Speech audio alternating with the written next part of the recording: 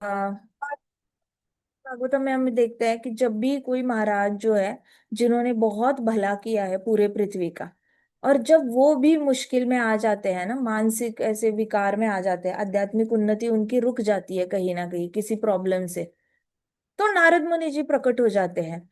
तो हमारे महाराज कहते थे कि जब भी आप भगवान की सेवा में दूसरों का भला करते हो, तो आपको मदद करने के लिए भगवान खुद आचार्य भेजते हैं। जैसे प्रभुपाद आए सबको बचाने के लिए, फिर हर एक के गुरु महाराज आते रहते हैं। कभी शिक्षा गुरु आते हैं, कभी दीक्षा गुरु आते हैं, कभी चैत्य गुरु आपको गाइड करता है। सो ऐसे करके पथदर्शक गुरु होते हैं। तो जब भी आपके पुण्य इकट्ठे आते हैं ना, तो पुण्य जब बढ़ जाते हैं, तो आपको मार्गदर्शन करने वाले गुरु जो है वो प्रकट हो जाते हैं। चित्रकेतु महाराज के लिए अभी पथदर्शक गुरु जो है, अच्छे से मार्गदर्शन करने वाले गुरु कौन आए हैं? नारद मुनि जी आए, अंगिरा ऋषि आए। क्योंकि चित्रकेतु महाराज जो है थे, पहले काफी कर्म योग में ये हो गए थे, बिजी हो गए थे, व्यस्त हो गए थे। उनको बेटा चाहिए था, तो कर्म योग में उन्होंने काफी ये किया, अपना इन्वेस्ट किया। लेकिन फिर बच्चा चला गया, उनका गलती उनकी भी थी। लेकिन बच्चा जाने के बाद अभी इतना क्रंदन कर रहे थे, रो रहे थे, तो अंगिरा ऋषि को लगा हमने जाना चाहिए। अंगिरा ऋषि आए और ये आए, नारद मुनि जी आए। अंगिरा ऋषि ने कहा कि देखो राजन, जैसे समंदर के किनारे रेती होती है और उसमें से हर एक छोटा छोटा एक कण होता है, सैंड का, मिट्टी का जो कण होता है, वो कैसे समंदर की लहरें आने के बाद इकट्ठे आता है और फिर कैसे वो लोग अलग हो जाते हैं। वो मिट्टी के दाने जो होते हैं वो वापस अलग हो जाते हैं दूसरी लहर आने के बाद। वैसे ही सारे लोग होते हैं कि सब लोग अपनी जिंदगी में आते हैं, लेकिन सब लोग दूर होने के लिए ही पास आते हैं। तो ऐसे अनरीजनेबल एक्सपेक्टेशन नहीं रखनी चाहिए कि सब लोग हमेशा ही हमारे साथ रहेंगे। बीच बीच में किसी का साथ छूट गया तो पैनिक नहीं करना। ऐसे सोचना कि हम तो भागवतम स्टूडेंट्स हैं, हमें तो पहले से ही पता है कि लोग इकट्ठे आते हैं तो समंदर के किनारे की सैंड की तरह आते हैं और वापस दूर होने के लिए ही आ जाते हैं। राइट? सो इतना ज्यादा दिल पे नहीं लगा लेना कोई बात। आपके मम्मी पापा अगर आपकी कभी स्कूल बदलते हैं और आपको लगता है मेरी पिछली स्कूल में बहुत अच्छा दोस्त था, नए स्कूल में अभी दोस्त बनने में टाइम लगेगा, तो ये वाली चीजें, ये ट्रांजिशन में आपको बड़ा मदद करेगा भागवतम। ये रियलिटी है, ये यूनिवर्सल ट्रुथ है। जो भागवतम में बताया जाता है ना, ये पूरे ब्रह्मांड की सच्चाई होती है। ये सिर्फ आपकी सच्चाई और मेरी सच्चाई नहीं होती, ये पूरे ब्रह्मांड की सच्चाई होती है। तो कौन सी सच्चाई पे भरोसा करना है? जो ब्रह्मांड की सच्चाई है उस पे भरोसा करना है। उस इंसान की सच्चाई अलग हो सकती है, किसी और की अलग हो सकती है। कोई बच्चा कह सकता है मैं एलकेजी से एक ही स्कूल में हूँ, तो बच्चे स्कूल बदलते ही नहीं है। कोई बच्चा कहेगा मैंने एलकेजी से 3 स्कूल बदली है, तो स्कूल बदली जाती है। कोई बच्चा कहेगा कि मैं तो हॉस्टल में हूँ बचपन से ही, तो मुझे पता ही नहीं हॉस्टल बदला जाता है। ऐसे करके हर एक की अपनी अपनी एक सच्चाई होती है। लेकिन भागवतम की जो सच्चाई है ना, पूरे ब्रह्मांड की सच्चाई है। तो जो पूरे ब्रह्मांड को एप्लीकेबल है वो हमें एप्लीकेबल है। जो एक पर्सन ए को एप्लीकेबल है बी को नहीं, सी को एप्लीकेबल है डी को नहीं, तो ऐसे हो सकता है वो हमें एप्लीकेबल हो सकता है या नहीं हो सकता। तो इसलिए भौतिक जगत से जो भी आप डिराइव करते हो लेसन्स, वो भौतिक जगत का जो होता है ना, वो इधर ही किसी किसी को काम आता है, किसी किसी को नहीं आता। लेकिन पूरे ब्रह्मांड का जो सच्चाई कोई बता रहा है, जैसे नारद मुनि जी आ रहे हैं, अंगिरा ऋषि आ रहे हैं, भागवतम में यूनिवर्सल सच्चाई बताई जाती है। बाकी सारे जो लोग होते हैं जो कृष्णा को माइनस करके बातें करते हैं, जो भागवतम की बाहर की बातें करते हैं, तो वो सिर्फ अपनी सच्चाई बोल रहे होते हैं, अपनी जिंदगी की सच्चाई। लेकिन भागवतम की सच्चाई पूरे ब्रह्मांड की सच्चाई होती है। तो यहाँ पे अंगिरा ऋषि ने कहा कि देखो सब लोग इकट्ठे आते हैं, वो दूर होने के लिए आते हैं। तुम्हें क्या गारंटी है कि तुम्हारा ये रिश्ता जो बच्चे के साथ है, तुम्हें ये कैसे पता कि तुम ही उसके फादर और वही तुम्हारा बेटा है? मृत्यु से पहले, बेटे की मृत्यु से पहले, तुम्हारे जन्म से पहले तुम्हारा क्या रिश्ता था बेटे के साथ? तुम्हारे मृत्यु के बाद तुम्हारा क्या रिश्ता रहेगा बेटे के साथ? कुछ भी नहीं। हो सकता है आप दोनों एक दूसरे के वापस पिता और बेटा बनकर आ जाओ, मतलब तुम बेटा बन जाओ और वो पिता बनकर आ जाए। तो ऐसी कोई, ये तुम्हारा रिश्ता जो है ये बड़ा ही आर्टिफिशियल है, झूठा मूठा रिश्ता है। परमानेंट रिश्ता तो है नहीं, आप रोल ही बदलते रहते हो एक दूसरे के साथ। हो सकता है किसी जन्म में वो तुम्हारी माता बन जाए और तुम उसकी बेटी बन जाओ। अगले जन्म में हो सकता है तुम पिता बन जाओ, वो बेटा, फिर वापस वो पिता बन जाए, फिर तुम बेटा। आप लोग तो रोल बदलते रहोगे। तो ये सारा झूठा मूठा रिश्ता होता है, बड़ा ही टेम्पररी होता है। तो राजा चित्रकेतु जो थे, वो सुन रहे थे ध्यान से। फिर उन्होंने बोला कि आसपास देखो, जितना भी आज तुम्हारे पास है वो तुम्हारे जन्म से पहले तुम्हारे पास नहीं था।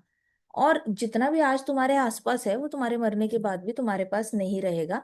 तो जान लो कि जिस परिस्थिति में तुम पड़े हो, वो एक बहुत ही क्षणिक परिस्थिति है, बहुत ही टेम्पररी परिस्थिति है।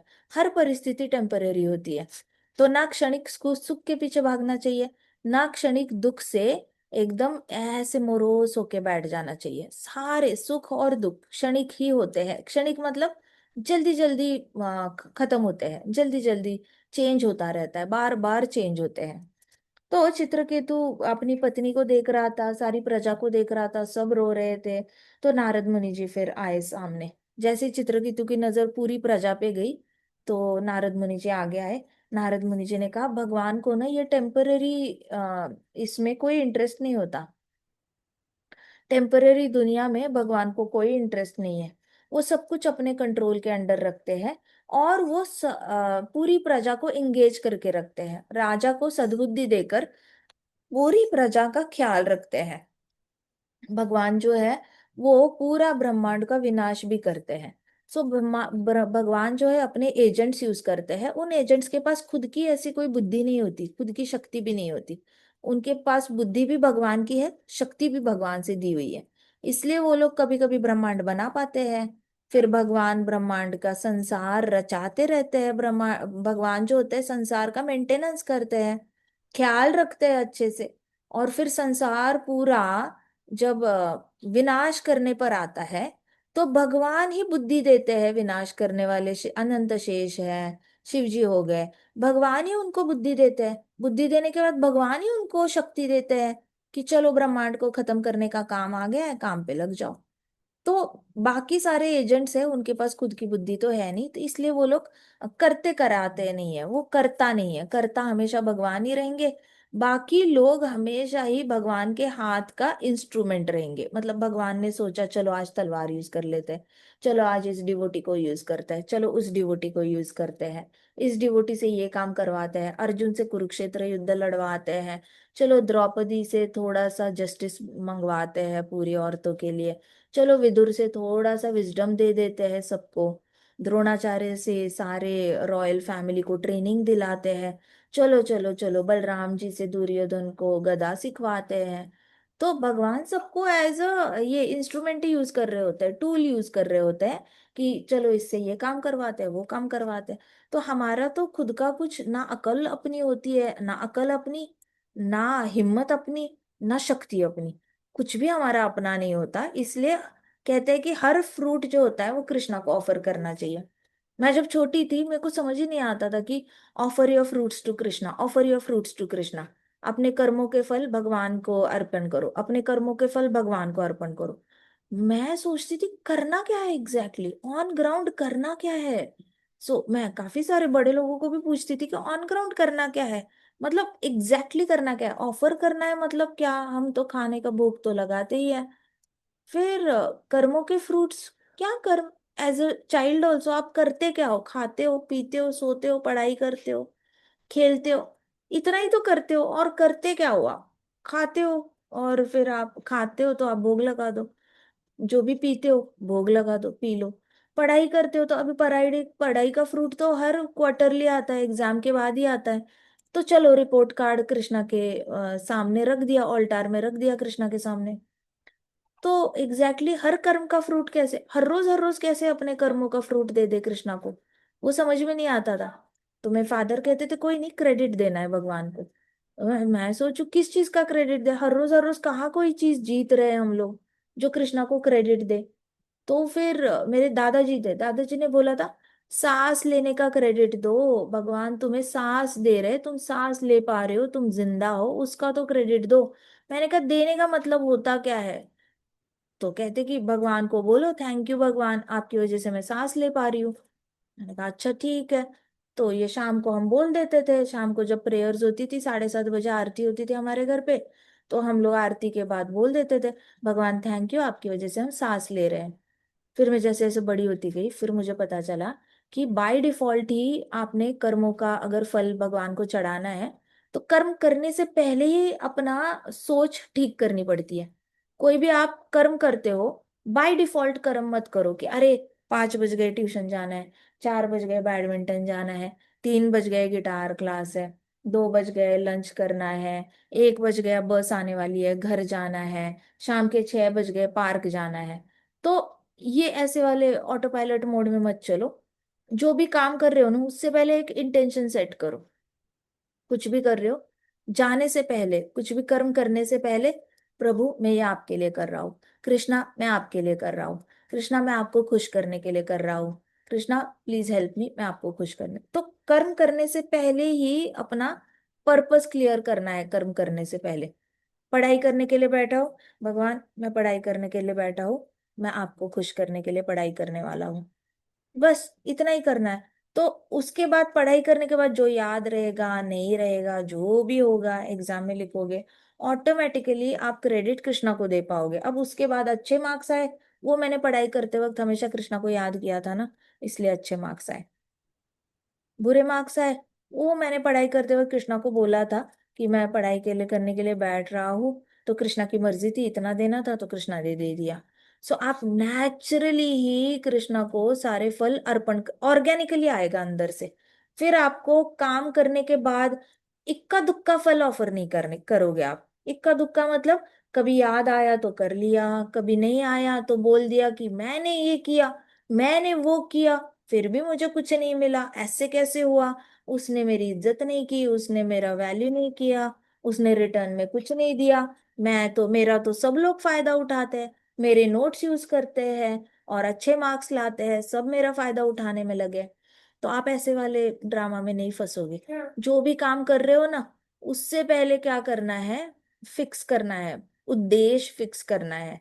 तो ये आदत में डाल लो, अभी से आदत डाल दोगे ना, बड़े होते होते बड़े आपके बॉडी में वो फिट हो जाएगा, अपने आप ही फिट हो जाएगा कि मैं कॉलेज जा रहा हूँ, क्या कृष्णा मैं कॉलेज जा रहा हूँ, प्लीज ब्लेस मी, मैं आपको हैप्पी करने के लिए जा रहा हूँ, मैं आपके लिए ही जा रहा हूँ कॉलेज। मैं, आपने बोला है ना आश्रम के सारे कर्तव्य अच्छे करने हैं, तो मैं आश्रम के, अपने आश्रम के कर्तव्य पूरी तरह निभा रहा हूँ।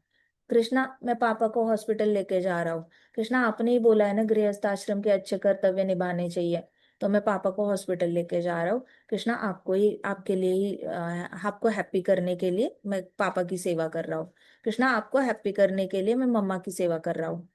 ऐसे करके सबसे पहले, बाद में तो वसुधा अपने आप ही हो जाएगा। हमें कॉन्शियसली कुछ ऑफर नहीं करना पड़ेगा। मैं आपको वो बता रही हूँ जिसमें मैंने स्ट्रगल किया है बचपन में।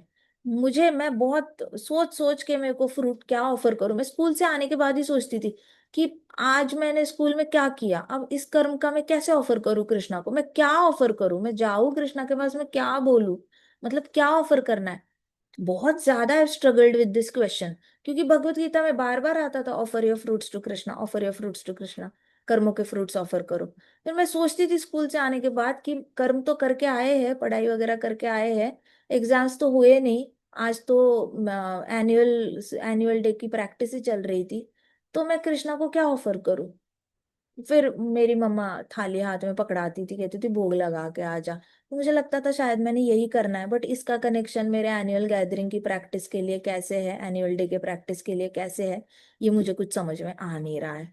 And nobody could answer me, honestly speaking मैंने बहुत सारे लोगों को पूछा था, कोई मेरे को आंसर नहीं कर पा रहा था। फिर भागवतम में आके ये आंसर मिला, जहाँ पे शुरुआत में ही आपको इंटेंशन आपका सेट करना पड़ता है। शुरुआत में प्राचीन बारी की कथा में आंसर जवाब मिला, चित्रकेतु की कथा में आंसर मिल गया, गजेंद्र महाराज के प्रेयर्स में आंसर मिल गया। आपको शुरुआत में ही इंटेंशन सेट करना पड़ता है, फिर बाद में ऑटोमेटिकली वो फल ऑफर हो चुका होता है, आपको सोचना नहीं पड़ता, ऑटोमेटिकली ऑफर हो चुका होता है। समझ आई क्या सबको बात, आ रही है क्या समझ। जैसे मम्मा खाना बनाती है बच्चे के लिए और बच्चा तीखा नहीं खाता, तो माँ का इंटेंशन सेट है, आज मैं दाल बनाऊंगी तो मैं ज्यादा मिर्ची नहीं डालूंगी, उसमें मैं आधी मिर्ची ही डालूंगी, नहीं तो बच्चा खाएगा नहीं। इंटेंशन सेट है, बच्चे को, बच्चे ने दाल खानी चाहिए, अब जब दाल बनेगी, नेचुरली बच्चे के पेट में दाल जाएगी या नहीं जाएगी? अपने आप ही जाएगी या नहीं जाएगी? प्लेट में रखी, बच्चे ने खा लेना है। अब उसमें आपको सोच समझ के, माँ ये नहीं सोच रही है दाल देते वक्त, अरे इसमें मिर्ची तो नहीं है, बच्चा खाएगा नहीं, 1 साल का बच्चा है, मिर्ची लगेगी तो बहुत रोएगा। उसको अभी कटोरी से मिर्ची साइड करने की जरूरत नहीं है ना, नेचुरली वो ऐसे ऐसे मिक्स करेगी अपने आप ही, बच्चा भी खाता जाएगा, माँ भी देख, ऑर्गेनिकली हो रहा है। लेकिन उसकी सोच कहाँ पे हो रही है? आधा घंटा पहले कुकर लगाने से पहले ही सोच इंस्टॉल हो चुकी है कि मिर्ची कम डालनी। वैसे कर्म करने से पहले ही कृष्णा को ऐड कर लो लाइफ में। फॉर्मूला समझ में आ रहा है क्या? कर्म करने से पहले कृष्णा को ऐड करना है, फिर बाद में ऑटोमेटिकली फ्रूट ऑफर हो जाता है। आपको ना डिसीजन लेकर फ्रूट ऑफर करना नहीं पड़ता, आप पे ही वो, आपके अंदर वो डायलॉग फिट ही हो जाता है। ये कृष्णा की कृपा से हो गया, मेरे से तो होना ही नहीं था। ये कृष्णा की कृपा से हो गया, मेरे से तो पॉसिबल ही नहीं है, मैं तो बस एक नॉर्मल मनुष्य होनी हूँ। मनुष्य होनी में बॉडी मिली है मेरे को, मेरे पास इतना कैपेसिटी है नहीं, ये अपने आप ही हुआ है, जो हुआ है वो कृष्णा की मर्जी से ही हो रहा है, कृष्णा की कृपा से ही हो रहा है।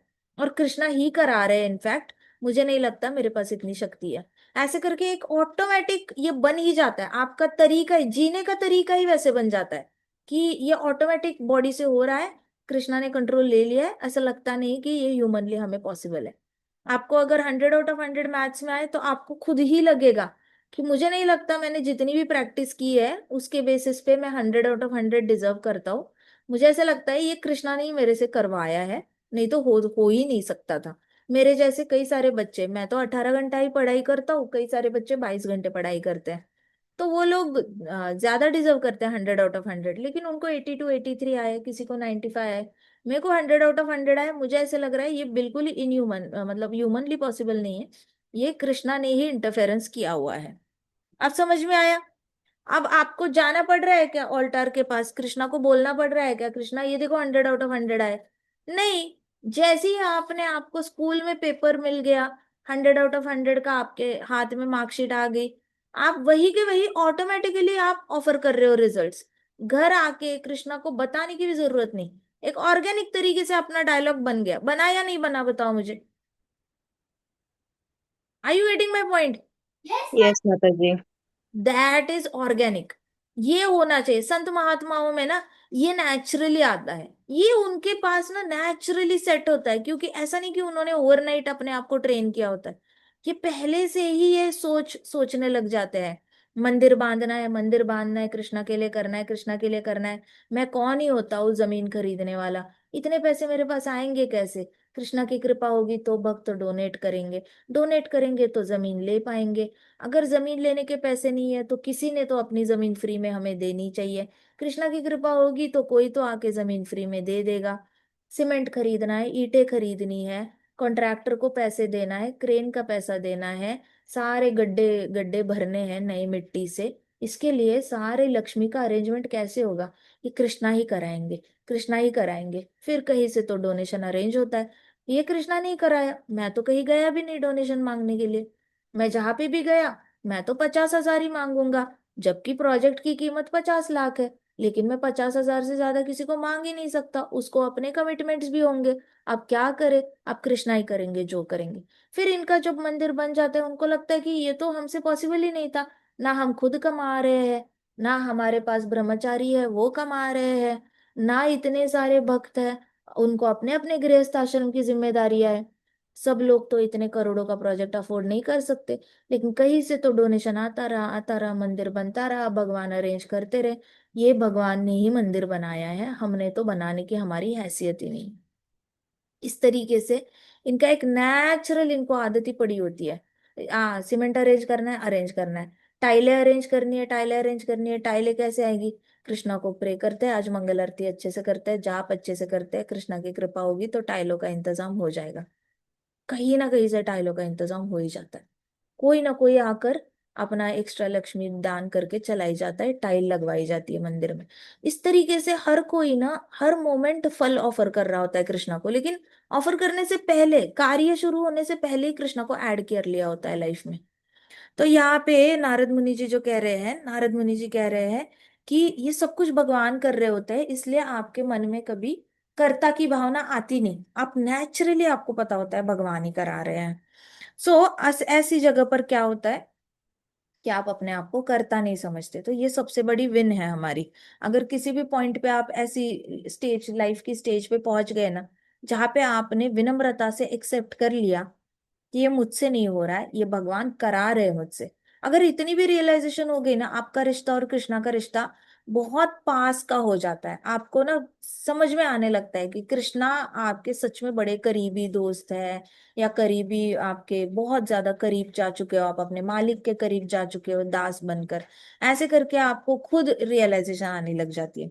अभी डेड बॉडी को देखकर नारद मुनि ने बोला, डेड बॉडी मतलब चित्रकेतु महाराज का बेटा था, वहां पे उसको देखकर बोला कि देखो, ये शरीर जो है तुम्हें ऐसे लग रहा है कि तुमने और तुम्हारी पत्नी ने, माता और पिता ने मिलकर बनाया है, लेकिन क्या ये शरीर चल पाता, बोल पाता, हंस पाता, अगर इसके अंदर आत्मा नहीं होती?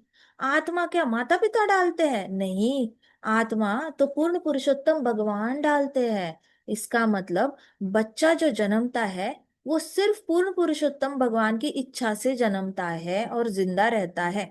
नहीं तो बहुत सारी माताएं हैं जो एक स्टिल बॉर्न को जन्म देती है। स्टिल बॉर्न मतलब उसके अंदर जान ही नहीं होती, आत्मा ही नहीं होती, बस शरीर बाहर निकलता है।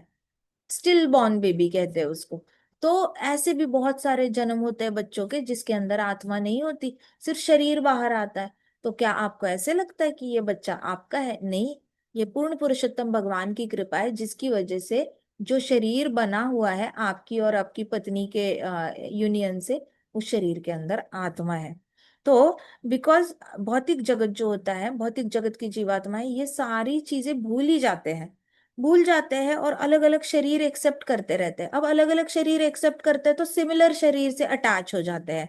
कैट कैट से अटैच होगा, डॉग डॉग से ज्यादा अटैच होगा, एलिफेंट एलिफेंट से अटैच होगा, चीता चीते से अटैच होगा। अपना शरीर जो कॉमन होता है उससे अटैचमेंट हो जाती है। बस आपकी सिमिलैरिटी होनी चाहिए। तो कल हमने डिस्कस किया था, सिमिलर सिमिलर लोग होते हैं ना, उनके साथ हैंग आउट करना चाहिए। ऑपोजिट ऑपोजिट लोग जो लगते हैं उनके साथ हैंग आउट नहीं करना चाहिए नॉर्मली। अननेसेसरी बहुत ज्यादा इस उम्र में तो एटलीस्ट हीरोगिरी करने नहीं जानी है। वेट करो थोड़ा सा, 10-20 साल वेट करो। एक ऐसा टाइम आएगा जब आप अपने ऑपोजिट लोगों से भी अगर संग करते हो तो आप उनको संग देने लग जाओगे, लेकिन उनका संग आप लेके नहीं आओगे। मतलब आप जब भी अपने से विपरीत लोगों से मिलोगे तो उनके अंदर का गुस्सा अपने अंदर नहीं लाओगे, उनके अंदर के दुख अपने अंदर नहीं एब्जॉर्ब करके आओगे। उनके अंदर की आत्मग्लानि है, उनके अंदर के विकार है, बुरे बुरे गुण है, एटलीस्ट आप स्पंज की तरह उसको एब्जॉर्ब करके तो नहीं आओगे। आप बनोगे प्रभुपाद की तरह, आप दूसरों को संग देने लग जाओगे। आपके सामने ड्रगिस्ट आए, अल्कोहलिक आए, इंटॉक्सिकेटर्स आए, मीट ईटर्स आए, तो आप इस तरीके की पर्सनालिटी बनोगे जहां पे आपको देखते ही मीट ईटर्स, इंटॉक्सिकेटर्स को कृष्ण भगवान की याद आती है, लेकिन वो लोग ये नहीं करते। उनका असर आपके अंदर नहीं होता, मतलब उनको देखकर आपके अंदर अनशन इच्छाएं नहीं निर्माण होती। अभी थोड़ी उम्र छोटी है तो ऑपोजिट लोगों से दूर ही रहना है। जो सिमिलर सिमिलर लोग लग रहे हैं, ऐसा लग रहा है कि मेरी तो आध्यात्मिक लोगों से ही बनती है, कोई बात नहीं, कर लो दोस्ती। मेरी तो सत्वगुणी लोगों से ही बनती है, कर लो दोस्ती। मैं रजोगुणी हूँ, मेरी रजोगुणी लोगों से बनती है, कोई बात नहीं, कर लो दोस्ती। अपने अपने जिसके साथ बनती है उसके साथ करो, लेकिन जो ऑपोजिट है उसके पीछे पीछे मत भागो। सिस्टम में फिट होने की खुद से ही ऐसे जबरदस्ती अपने आप को पुश मत करो। अपने जैसे लोग ढूंढो और उसके साथ दोस्ती करो। तो this is just the imagination. तो अभी होता क्या है कि दुख कब होता है, जब आपके ख्याली पुलाव और रियलिटी मैच नहीं करते। ख्यालों में लगा नई स्कूल बहुत अच्छी होगी, वहां पे बहुत सारी एक्टिविटीज होंगी। रियलिटी, नई स्कूल सिर्फ पढ़ाई पे ध्यान देती है और 2 एक्टिविटीज कराती है। अब आपके दिमाग में था ये भी होगा वो भी होगा, ऐसा भी होगा वैसा भी होगा, लेकिन रियलिटी वाली स्कूल ऐसी निकली। तो ये दोनों को ज्वाइन करने वाला क्या होगा? शोक होगा, बड़ा बुरा लगेगा।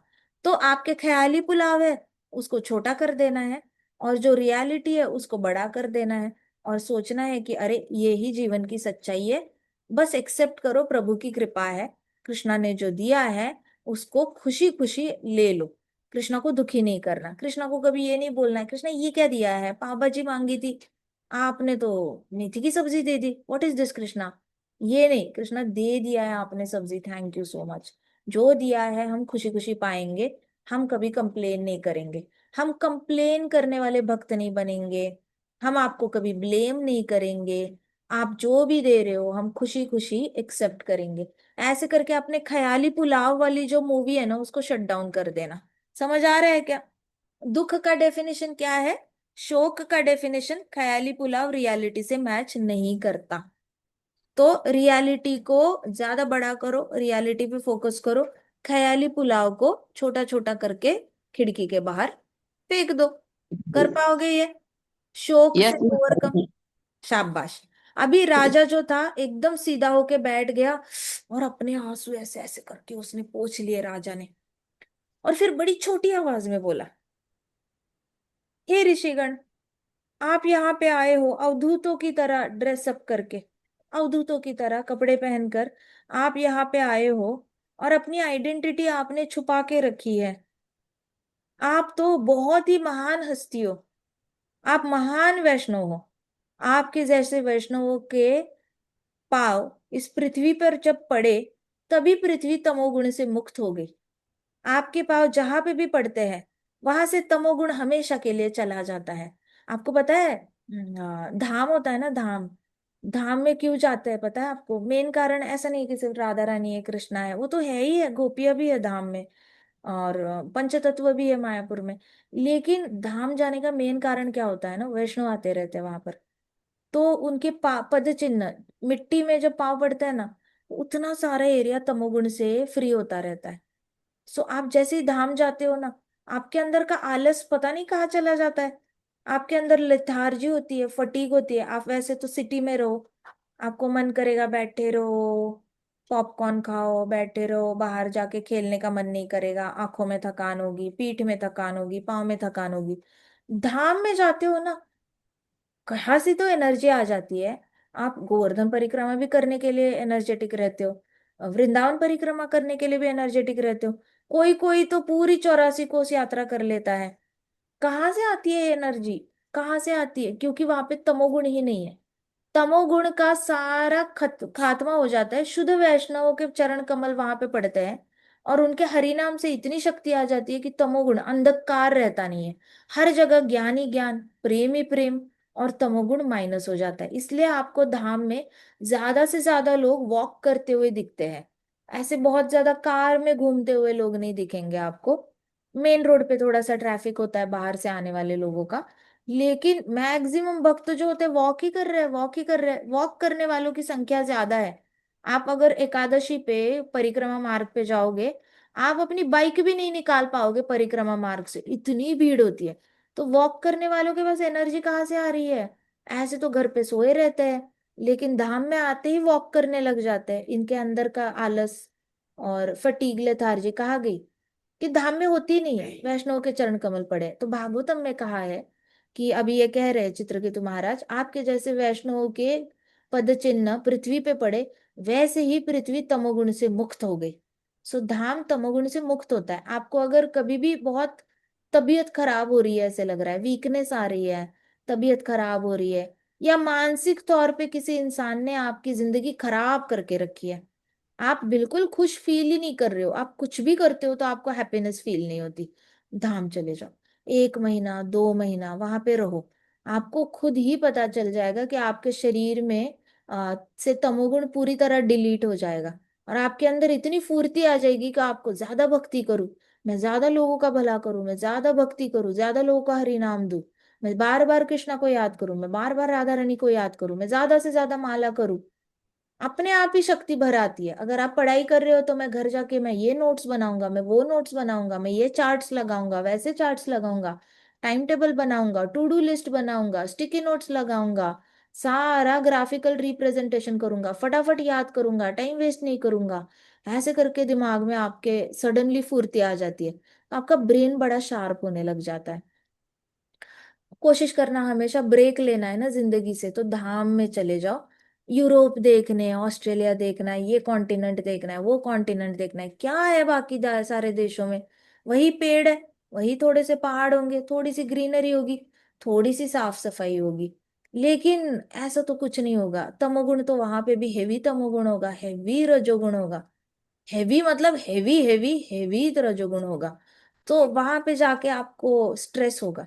वहां पे जाके आप बाहर के देशों में जाओगे तो आपको ऐसे लगेगा, इंडिया इतना अच्छा क्यों नहीं है, काश इंडिया में भी ये होता वो होता।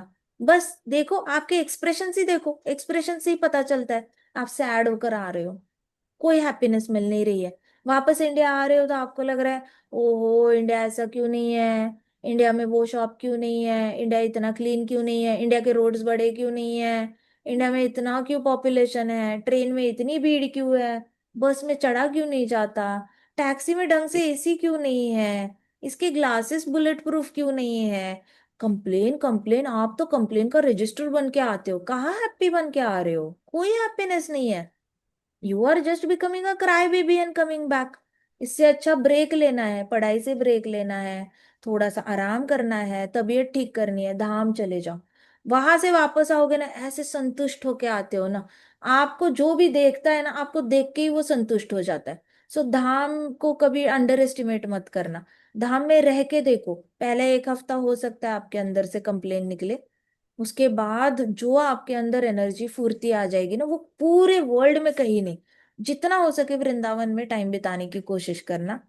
बाहर की कंट्रीज को थोड़ा सा, ये सारे जो सपने होते हैं ना, मुझे दुनिया घूमनी है, वर्ल्ड देखना है, कोना कोना देखना है दुनिया का, ये वाले सपने आपको हैप्पीनेस की ओर तो नहीं लेके जाएंगे, रिग्रेट्स की ओर लेके जाएंगे, ज्यादा से ज्यादा कंप्लेनर क्राई बेबी बन जाओगे। अभी क्या होता है कि वैष्णव जब, क्योंकि वैष्णव के पद चिन्ह जहां पे भी पड़ते हैं वहां तमोगुण होता नहीं, ऐसी जगह ढूंढो जहां पे तमोगुण है नहीं। So I am like a foolish village animal, Chitraketu ने कहा, मैं तो मूर्ख गांव का एक प्राणी होता है वैसा हूं, मैं बिल्कुल ही तमोगुण में लोटपोट हो चुका हूं। आप मुझे सही ज्ञान दे सकते हो, प्लीज मुझे ज्ञान देकर मुझे इस तमोगुण से बचाओ। देखो, राजा चित्रकेतु कह रहे हैं, महाराज चित्रकेतु कह रहे हैं, मुझे तमोगुण से बचाओ। कितनी बड़ी इंपॉर्टेंट प्रेयर है ये। आपको ये समझ में आना चाहिए कि कृष्णा को जब भी प्रे करते हो ना, बोल दिया करो, मुझे तमोगुण से बचाओ, मुझे तमोगुण से बचाओ, मैं बहुत सोता हूँ आजकल। आजकल वेदर बड़ा ग्लूमी ग्लूमी सा चल रहा है, बहुत बारिश हो रही है, बहुत क्लाउडी क्लाउडी चल रहा है, बहुत सोने का मन करता है। तो कृष्णा, मुझे तमोगुण से निकालो। आराम करना अच्छी बात नहीं होती, मुझे पता है भौतिक जगत में आराम करने के लिए नहीं आए हैं हम, मेहनत करने के लिए आए हैं और आपकी सेवा करने के लिए आए, लेकिन मैं कुछ विपरीत ही करने लगा हूँ, कृष्णा मुझे तमोगुण से बचाओ। ऐसे करके प्रे करना चाहिए, जैसे चित्रकेतु महाराज कह रहे हैं कि हे नारद मुनि जी, मुझे अपने ज्ञान के टॉर्च से, ज्ञान की टॉर्च से आप मुझे क्या करो, तमोगुण से बाहर निकालो।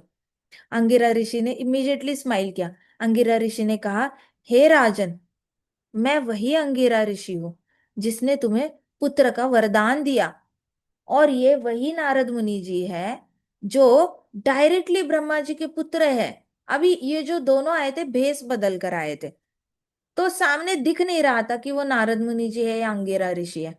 अंगिरा ऋषि ने फिर अपनी पर्सनल आइडेंटिटी खोली और बताया, हे राजन, मैं वही अंगिरा ऋषि हूँ जिसने तुम्हें बेटे का वरदान दिया, और ये वही नारद मुनि है जो डायरेक्ट ब्रह्मा जी के बेटे हैं। तो राजा को भरोसा ही नहीं हुआ, नारद मुनि जी अंगिरा ऋषि हमारे सामने आए हैं। तो अभी पहली बार राजा जो है घुटने पे ही बैठा था ना, वो तो दुखी था, घुटने पे बैठ के पूरी मुंडी ऐसे नीचे गिरा दी थी उसने। तो फिर राजा ने ऐसे हाथ करा और पूरा दंडवत, पूरा फैल गए राजा, महाराज चित्रकेतु फैल गए उन दोनों के सामने, और दंडवत किया, फेल फ्लैट ऑन फ्लोर, एकदम फ्लैट होके दंडवत किया। और वो कुछ भी करने को तैयार था इन दोनों पर्सनालिटीज से ज्ञान सुनने के लिए। तो महाराज चित्रकेतु के अंदर इतना सरेंडर आ गया कि उनके मन में आ गया, मुझसे महल लेना है ले लो, सारी पत्नियां लेनी है ले लो, मेरी जान लेनी है तो ले लो, जो लेना है ले लो, सारा मेरा कोष जो है वो खाली कर दो, लेकिन मुझे ज्ञान दे दो। आपके जैसे महान पर्सनालिटीज मुझे वापस कभी नहीं मिलेंगे। ऐसे करके ये भावना जो है चित्रकेतु महाराज के अंदर आ गई। अभी अंगिरा ऋषि ने कहा, हे राजन, माय डियर किंग, मतलब मेरे प्रिय राजन। अपना हाथ उन्होंने राजा के सर पे रखा और कहा कि आप एक बहुत ही एडवांस डिवोटी हो, मतलब आप एक बहुत ही अच्छे भक्त हो, आगे गए हुए भक्त हो पूर्ण पुरुषोत्तम भगवान के। ये आपको शोभा नहीं देता, इतना दुखी होना आपको शोभा नहीं देता, वो भी किसी भौतिक चीज के लिए। सो भक्त को ना, जैसे मैंने उस दिन बताया था कि पंडित जो थे वो रो रहे थे कि मेरी मेरी बकरी मर गई, मेरी बकरी मर गई। अब वही किसान जब गाय को लेकर रो रहा था, उसको तो बड़ा बचाया कि अरे नहीं रोते, दुनिया तो बड़ी ये है, टेम्पररी है, सब लोग मरने के लिए ही जिंदा शरीर लेते हैं। ज्ञान पेला अच्छे से। लेकिन जब खुद की बकरी मर गई तो छाती ठोक ठोक के रोने लग गया वो ब्राह्मण। तो फिर किसान ने बोला, आपने तो बोला था जीवन नश्वर है, अब आपकी बकरी मरी है तो जीवन नश्वर नहीं है, आप क्यों रो रहे हो? कहता, अरे वो तो तेरी गाय थी, ये मेरी बकरी है, तू क्या जानता है मेरा कितना प्यार था बकरी से, ऐसे करके। तो एडवांस डिवोटी को ये शोभा नहीं देता कि आप ऐसे भौतिक चीज के लिए जोर जोर से रो रहे हो, ये शोभा ही नहीं देता। इट इज तो अंगिरा ऋषि ने कहा, हे राजन, आप तो बड़े एडवांस्ड भक्त हो, आपको ये शोभा नहीं देता शोक मनाना। जो भी आध्यात्मिकता में एडवांस्ड होता है वो कभी भी भौतिक जगत के प्रॉफिट या लॉस से, लॉस और गेन से कभी अफेक्ट नहीं होता। मतलब हार और जीत से, ना हार में रोता है ना जीत में बहुत खुश होता है। जब उसको बहुत ज्यादा फायदा होता है तो भी खुश नहीं होता, और जब नुकसान होता है तब भी दुखी नहीं होता। वो एक बड़ा स्टेबल चलता रहता है। मैं आपको एग्जांपल देती हूँ। सब सपोज आपका एक उडुपी रेस्टोरेंट है, आप उडुपी रेस्टोरेंट चला रहे हो, आप चला रहे हो, आपके पास इतने लोग आते हैं हर रोज डोसा इडली खाने के लिए। अब आपको आदत ही पड़ गई है डोसा इडली बेचने की उनको। आप कुक को बता देते हो टाइम पे बना के रखना, लोग आने वाले हैं, चलो। अब आप सुबह से लेकर शाम तक वही सेवा कर रहे हो, लोगों की दे रहे हो उनको इडली डोसा, बेच रहे हो। लेकिन अचानक से कोरोना आ जाता है, अब आपके उडुपी रेस्टोरेंट में कोई भी नहीं आता, तो आप क्या करते हो? कोई नहीं आ रहा, छोटू भागवतम ला, वहां पे बुक शेल्फ में है। पढ़ने लग जाते हो। आज दूसरा दिन आ जाता है, भागवतम लाओ, पढ़ने लग जाते हो। एक महीना चला जाता है, भागवतम का इतना हुआ, चलो थोड़ा सा रामायण पढ़ लेता हूँ। राजू, रामायण लाओ, वहां पे रखा हुआ है। रामायण पढ़ने लग जाते हो। आप बिल्कुल नॉर्मल हो। कोरोना आ गया है, आपके रेस्टोरेंट में कोई नहीं आ रहा, फिर भी आप नॉर्मल हो। जब बहुत भीड़ होती है तब भी आप नॉर्मल हो। आप बहुत हैप्पी हैप्पी करके हर रोज पार्टी नहीं करते, अरे आज 300 लोगों 300 प्लेट बेचे हमने इडली डोसा के, आज हमने 550 प्लेट बेचे, आज हमारे पास बस 10 ही प्लेट बिके, ओहो नारायण जी ज्यादा भेजो ज्यादा भेजो। ऐसा कुछ होता ही नहीं है। जो एडवांस डिवोटी होता है ऐसे भी नॉर्मल रहता है जब उसके उडुपी रेस्टोरेंट में 500 प्लेट बिक रही है, और तब भी नॉर्मल रहता है जब एक भी प्लेट नहीं जा रही है कोविड कोरोना की वजह से। दोनों चीजों में वो बड़ा स्थितप्रज्ञ रहता है। तो अंगिरा ऋषि कह रहे थे कि जो एडवांस डिवोटी होता है ना, वो भौतिक जगत के गेन और लॉस से कभी अस्वस्थ नहीं होता, डिस्टर्ब नहीं होता। So we have both come to relieve you from this false lamentation. Angira ऋषि ने कहा, हम दोनों आए हैं आपको इस झूठे शोक से बाहर निकालने के लिए। तो राजा को तो सब सच लग रहा है ना, मैंने कल भी बताया था माया क्या होती है। हाँ, आप ना पागल की तरह वो सच्चा उस झूठ को सच समझ बैठते हो, मतलब लिटरली सच समझ बैठते हो। सपोज आपके कान में किसी ने आके बताया, पता है तुम्हारा बेस्ट फ्रेंड ने तुम्हारे बारे में ऐसे बोला, आप उसको सच समझने लग जाते हो। आपको हो सकता है आपके बेस्ट फ्रेंड ने आपके बारे में कुछ बुरा नहीं बोला हो, लेकिन आपकी अंतरात्मा सडनली अंदर से कहती है, बोला भी हो सकता है, उस दिन तो मेरे मुंह पे ही बोल रहा था तू गलत है, अब पीछे भी बोलने लग गया है तू गलत है, हो सकता है बोला होगा। और आपको उसमें इतनी सच्चाई लगने लगती है जो सच है ही नहीं। तो माया इतनी प्रबल है कि जो नहीं है वो सच लगने लग जाता है। हाउ, मतलब क्या कृष्णा ने बनाई है माया, ऑसम बनाई है। कृष्णा की क्रिएटिविटी की तो दाद देनी पड़ेगी, मतलब 100 आउट ऑफ 100 मार्क्स, कि आप जो नहीं है उसको सच समझने लग जाते हो। तो यहाँ पे अंगिरा ऋषि ने कहा, हम आपको झूठे शोक से बाहर निकालने के लिए आए हैं, ये तो झूठा शोक है, आप इसको सच्चाई समझने बैठे हो, और ये सिर्फ आपकी सच्चाई है, ये कोई ब्रह्मांड की सच्चाई नहीं है। ब्रह्मांड तो आपके बेटे को, आपका चित्रकेतु का बेटा मर गया, चित्रकेतु का बेटा मर गया, ऐसा ब्रह्मांड तो सोच ही नहीं रहा है। पूरे ब्रह्मांड की एक ही सच्चाई है, ये आत्मा अभी इस बच्चे के आई है, ये आत्मा निकल गई है, देखो देखो निकल गई निकल गई, अरे उस घर में उस बच्चे के रूप में आ गई है अभी, ये देखो। तो ब्रह्मांड की सच्चाई कुछ और ही है, और चित्रकेतु, ये सिर्फ तेरी ही सच्चाई है कि मेरा बेटा चला गया है, ये कोई यूनिवर्सल सच्चाई नहीं है। तो यूनिवर्सल सच्चाई ओरिजिनल सच्चाई होती है। हमारी जो स्पेसिफिक सच्चाई होती है, वो क्या सच्चाई होती है? झूठी सच्चाई होती है। अब समझ में आ रहा है? यूनिवर्सल ट्रुथ और हमारा पर्सनल ट्रुथ अलग होता है या नहीं होता, बताओ। समझ आ रहा है क्या कॉन्सेप्ट यूनिवर्सल ट्रुथ और पर्सनल ट्रुथ में? बोलो बोलो। जी माता जी, समझ आ रहा। पर्सनल ट्रुथ दुख देता है, यूनिवर्सल ट्रुथ कृष्णा से जोड़ता है, दुख से बाहर निकालता है। किसको शौक है दुख में पड़े रहकर रोने का, बताओ? है किसी को शौक? आज तक किसी ने कृष्णा को बोला है, कृष्णा मुझे दुख में पड़े रहना है, बहुत दिनों तक रोना है, प्लीज मुझे दुखों के समंदर में डुबो दो? ऐसी कोई आपने बोला है क्या कभी? आपने कभी, have you ever said that? Nobody wants that. Everybody wants to come out of suffering. हाँ या ना? एक नेचुरल जीवात्मा की इच्छा होगी। सच्चिदानंद, हमारे अंदर भी आनंद का डिजायर होता ही होता है, वो टेक्निकली फिट होकर आया है आत्मा में, आप अलग नहीं कर सकते। आत्मा की खुश होने की इच्छा को आप सेपरेट नहीं कर सकते आत्मा से। वो खुश होने की इच्छा हमारे अंदर फिट होकर आई है। तो आप दुख में जैसे ही चले जाते हो तो आप हाथ पैर मारने लग जाते हो, मुझे बाहर आना है, बाहर आना है। क्या करके? अल्कोहल पी के बाहर आ सकता हो क्या? इंटॉक्सिकेशन करके आ सकता हो क्या? क्रॉस फ्रेंडशिप करके आ सकता हो क्या? मुझे दुखों से बाहर आना है तो मैं क्रॉस फ्रेंडशिप भी करूंगा, मैं अल्कोहल इंटॉक्सिकेशन भी करूंगा, मैं मीट ईटिंग भी करूंगा, मैं गैम्बलिंग भी करूंगा।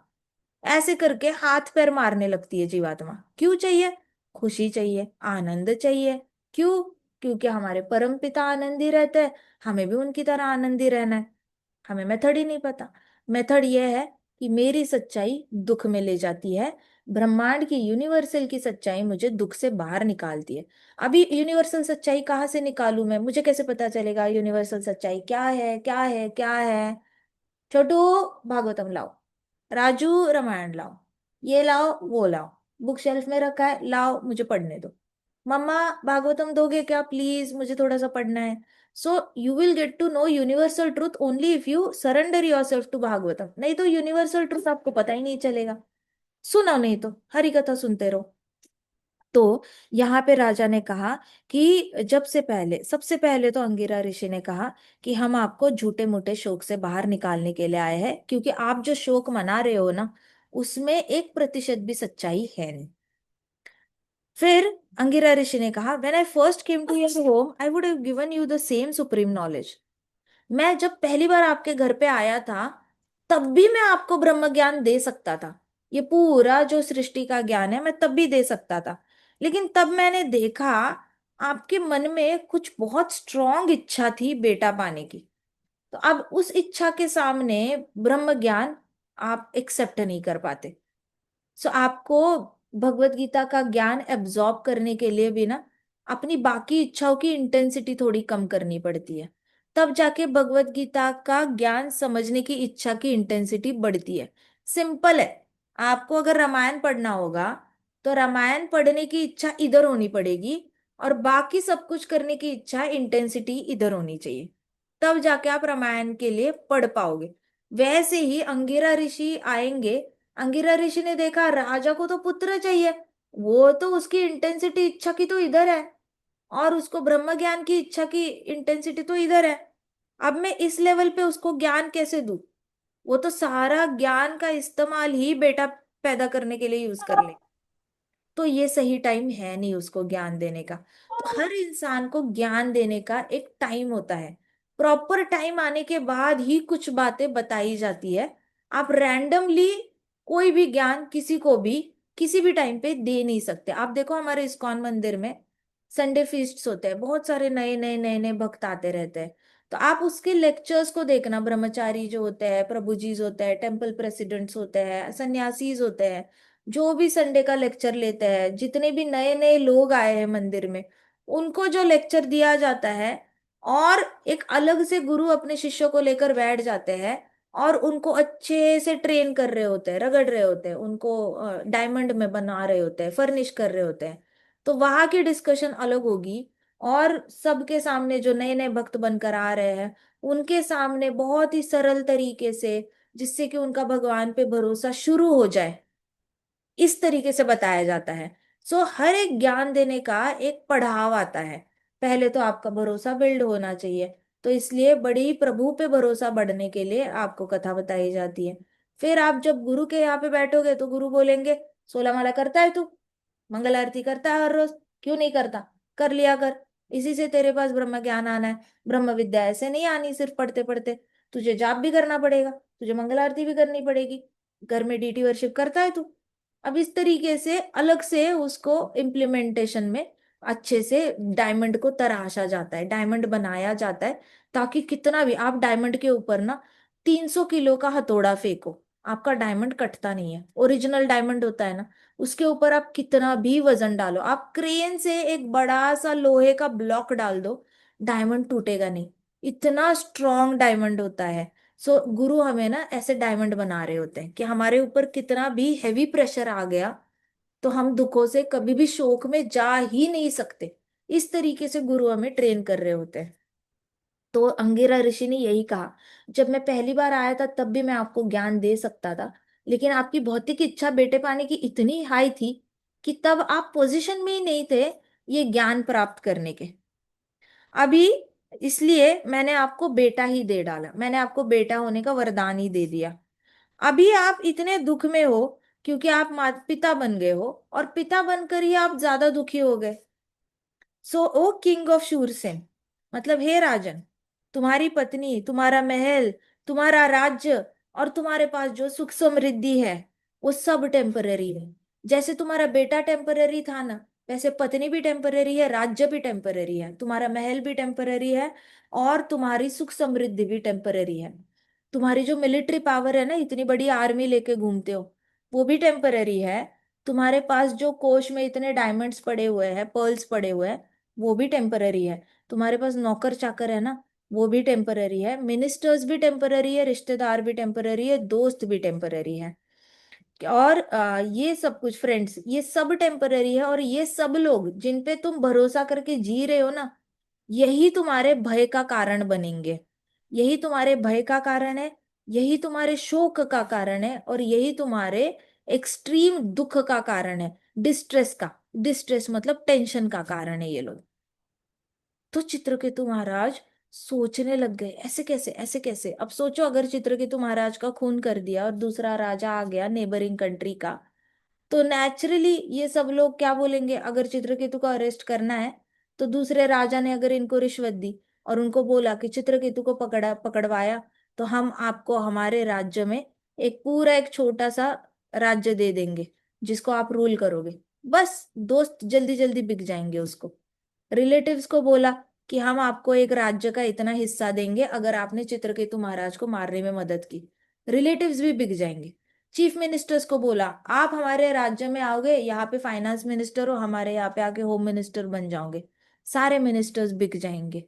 पत्नियों को बोला कि अगर आपने विष डाला अपने पति के खीर में तो हम आपको बहुत सारे बड़े बड़े महल देंगे रहने के लिए, और आपको राजमाता का स्थान देंगे, आपको महारानी बनाएंगे नए राज्य की। आप सेकंड वाइफ हो, आप थर्ड वाइफ हो, आप 10,000th वाइफ हो, फिर भी आप सबसे सीनियर कहलाओगे क्योंकि आप पूरे राष्ट्र की, पूरे राज्य की क्वीन बनोगे। तो हम आपको क्वीन का पद देंगे, बस वाइफ्स भी चली जाएंगी। तो ये सब तुम्हारे भय का कारण है। जो तुम्हें लग रहे हैं ना कि ये सब मेरे अपने हैं, ये सब तुम्हारे भय का कारण है, टेंशन का कारण है, और शोक का कारण है। ये सब टेम्पररी है। कभी कभी आर्मी भी मुंह मोड़ लेती है राजा की। कितनी सारी आर्मीज है, जैसे वृत्रासुर की आर्मी ने मुंह मोड़ लिया था। वृत्रासुर ने बड़ा गुस्सा किया कि कैसे हो, आप भाग रहे हो, भगौड़े हो, आप भाग रहे हो युद्ध भूमि से। आर्मी भी तुम्हारी तुम्हारा साथ छोड़ देगी। जैसे आर्मी को पता चलेगा ना कि राजा तो कुछ लड़ नहीं सकता, राजा का एक हाथ काटा गया है, एक पाव काटा गया है, आर्मी बैकआउट कर जाएगी, आर्मी लड़ेगी नहीं। आर्मी को पता होगा अब हमारा रूलर ही बदल गया है, हमारा राजा ही बदल गया है, अब पुराने राजा की सुनकर फायदा नहीं है, उसका एक हाथ और एक पाव कट गया है। तो तुम्हारी आर्मी भी टेम्पररी है, वो भी तुम्हारा साथ नहीं देगी। और वैसे भी नया राजा आएगा तो तुम्हारा जो महल था वो टेम्पररी हो गया, वो तो उसका हो गया। तुम्हारा राज्य टेम्पररी है, वो तो उसका हो गया। फिर तुम्हारा पत्नियां, पत्नियों पे तो वो जबरदस्ती करेगा, तो तुम्हारी पत्नी तुम्हारी नहीं रहेगी, उसकी दासी बन जाएगी, तो तुम्हारी पत्नी भी तुम्हारी पत्नी नहीं है, वो टेम्परेरी बन गई, वो किसी और के राज्य की दासी बन गई। और तुम्हारा जो पैलेस है, इतना बड़ा महल है जो तुम्हें देखकर बड़ा अच्छा लगता है, उस पे तो उन्होंने जोर जबरदस्ती से ले ही लेना है तुम्हारा पैलेस, तुम्हें तो रास्ते पे छोड़ देना है इन लोगों ने, और मार ही डालना है, राजा को जिंदा रख के फायदा नहीं होता। तो सब टेम्पररी है। तो चित्रकेतु महाराज ऐसे आंखें बड़ी करके सुनने लग गए कि ये क्या बोल रहे हैं, जो जो लोग मुझे सिक्योरिटी देते हैं वही मेरे भय का, दुख का और टेंशन का कारण है। बिकॉज ये सब लोग टेम्परेरी है और they are no better than illusion. मतलब इनसे बड़ी माया नहीं है, इनसे बड़ी माया नहीं है। हमारे महाराज कहते थे आजकल कलयुग में सबसे बड़ी माया डॉक्टर, सबसे बड़ी माया डॉक्टर है। हर इंसान को लगता है कि डॉक्टर मुझे जिंदा रख सकता है, हर इंसान को लगता है डॉक्टर मुझे बचा सकता है। तो ये ना कहना प्रकार है ना, साइंटिस्ट लोगों ने मेडिसिन बना बना के, डॉक्टर के कॉलेजेस खोल खोल के, डॉक्टर बना बना के लोगों का भरोसा भगवान से उठाकर अपने ऊपर ले लिया है। तो इसको कहते हैं कि science and ethics don't go together. वैसे हमारा मेडिकल साइंस जो होता है, फॉरेन मेडिकल साइंस, इनका और एथिक्स एक साथ नहीं जाता, क्योंकि ये लोग हर चीज प्रॉमिस करते हैं। अच्छा अच्छा, आपको गाल बड़े करने हैं, ये लो इंजेक्शन। अच्छा अच्छा, आपको आपको वजन कम करना है, हमारे पास है इंजेक्शन, वजन भी कम हो जाएगा, बताओ। अच्छा, हमारे पास है गोली वजन कम करने की, ले लो गोली। तो ये लोगों ने एथिक्स को बेच के अपना अपना केमिकल बेचना शुरू किया है। तो महाराज कहते थे कलयुग का जो इंसान है ना, जिस पे लोग डिपेंडेंट रहते हैं, तो वो डॉक्टर है कलयुग में। इस तरीके से, और ये सबसे बड़ी माया है। आपको लगता है डॉक्टर बचाता है, लेकिन भगवान ही बचा रहे होते हैं। जिस दिन परमात्मा वॉकआउट कर जाएंगे हृदय से, डॉक्टर भी नहीं बचा सकता। सो एक्चुअली डॉक्टर तो बचा ही नहीं रहे होते, हरि नाम आपको बचा रहा होता है। हरि नाम आपके शरीर को आध्यात्मिक बना देता है। और आध्यात्मिक शरीर कभी मरता ही नहीं है। आध्यात्मिक शरीर मरने के बाद ठंडा नहीं पड़ता। आध्यात्मिक शरीर मरने के बाद कड़क नहीं बनता, सॉफ्ट सॉफ्ट रहता है, वार्म रहता है, जैसे कि जिंदा शरीर हो। आध्यात्मिक जो शरीर बन चुका होता है, स्पिरिचुअल बॉडी, 3-4 दिन बाद भी उसको टच करो, उसमें से बास नहीं आएगी, कड़क नहीं होगा और वो ठंडा नहीं होगा। इस तरीके से हरि नाम ही आपका शरीर को बचा सकता है, डॉक्टर नहीं बचा सकते। डॉक्टर लोगों को तो डेड बॉडी को आइस फैक्ट्री में रखना पड़ता है, आइस में रखना पड़ता है, तब जाके बॉडी प्रिजर्व होती है। भक्तों की बॉडी को, शुद्ध भक्तों की बॉडी को आइस की भी जरूरत नहीं होती, बिना आइस के ही आध्यात्मिक हरि नाम पे चल रही होती है, मरने के बाद भी। मतलब परमात्मा शरीर छोड़ के चले गए हैं, आत्मा भी शरीर छोड़ के चली गई है, लेकिन बॉडी बड़ी वार्म वार्म है। सो ये सबसे बड़ी माया है कि डॉक्टर बचाते हैं हमें। So because they are all temporary, और इससे बड़ा इल्यूजन हो नहीं सकता, इससे बड़ी माया हो नहीं सकती। अंदर से हम कन्विंस्ड है मम्मा मुझे बचा सकती है, पापा मुझे बचा सकते हैं, अंदर से हम कन्विंस्ड है मेरे पापा मुझे कभी डिफिकल्टी में डालेंगे ही नहीं, मुझे कभी डिफिकल्टी में देख भी नहीं सकते, मुझे हमेशा बचाएंगे, मेरी हमेशा मदद करने आएंगे। अरे उन माताओं से पूछो जिन्होंने बच्चे पैदा किए और उनके पास ना उनकी माँ उनको देखने के लिए आ गई, ना पिताजी देखने आए, ना सास आई, ना ससुर आए।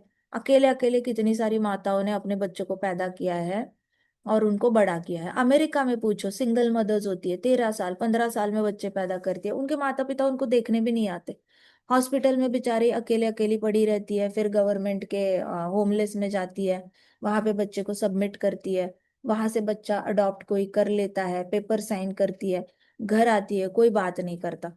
पूरा पूरी जर्नी उसने अकेले निकाली होती है। उससे पूछो कि क्या तुम्हारे माता पिता आए तुम्हें मदद करने के लिए। तो हम जब अंदर से कन्विंस्ड रहते हैं ना कि मेरे मम्मी डैडी तो हमेशा रहेंगे ही मेरे लिए, रहेंगे ही मेरे लिए, और जिस दिन माता पिता से धोखा मिल जाता है, किसी ना किसी कारण से माता पिता सपोर्ट नहीं करते, तब इंसान एक्सट्रीम शोक में चला जाता है। तो ऐसे वाली माया में पड़ना ही नहीं है कि जिससे कि मुझे लगे बाकी लोग मुझे हमेशा साथ देंगे, बाकी लोग मुझे हमेशा बचाएंगे, मेरा हमेशा रक्षण करेंगे। ऐसी वाली माया में पड़ो ही मत। अंदर से इतने कन्विंस मत हो जाओ कि मरने वाले लोग आपको मरने से बचा सकते हैं। जो खुद मर सकता है वो आपको कैसे मरने से बचाएगा। जो खुद बीमार पड़ सकता है वो आपको कैसे बीमारी से बचा सकता है। वो उसको पॉसिबल ही नहीं है, उसके पास शक्तियां ही नहीं है वो। इसलिए ये बहुत बड़ी माया है। नारद मुनि जी ने कहा कि आप बहुत बड़े इल्यूजन में हो राजा। अंगिरा ऋषि ने कहा कि आप बहुत बड़े माया के इल्यूजन में फंस चुके हो, जहां पे आपको लग रहा है ये सारे लोग आपका भला करने के लिए है, बल्कि ये सब लोग आपका बुरा करने के लिए ही बैठे हैं। ये सिर्फ आपके मन के ख्याली पुलाव है, जिससे आपको सिक्योरिटी फील होती है इनसे।